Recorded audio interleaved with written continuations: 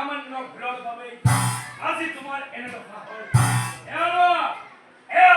তোমাৰ ভাঞ্জা চিন্তা দেৱী ভতাই দিল আৰু শুনা ৰজা অনেক তুমি কোনোদিনে অৱহেলা নকৰিবা অনিৰ দৃষ্টি পৰিলে ৰজা তুমি কিন্তু অনিৰ দৃষ্টি পৰিলে ৰজা তুমি কিন্তু নিস্তাৰ নাপাবা আৰু সেইকাৰণে সেই মোৰ শ্ৰদ্ধা নাম ভবে বুলিগণ আজিও আমাৰ সমাজত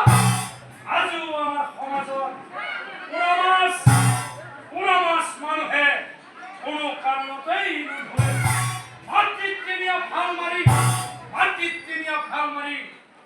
সেই মৎস্য মনুষ্যই ভক্ষণ কৰে নানা শাস্ত্ৰই কৈছে যে স্নান কৰি কোনোদিনে সেই পাত্ৰটি পানী এৰিব নালাগে কিয়নো পানীয়ে চলে সেই পানী মানুহৰ জীৱনলৈ বৰ অমানিশা পানীয়ে চলে সেই পানী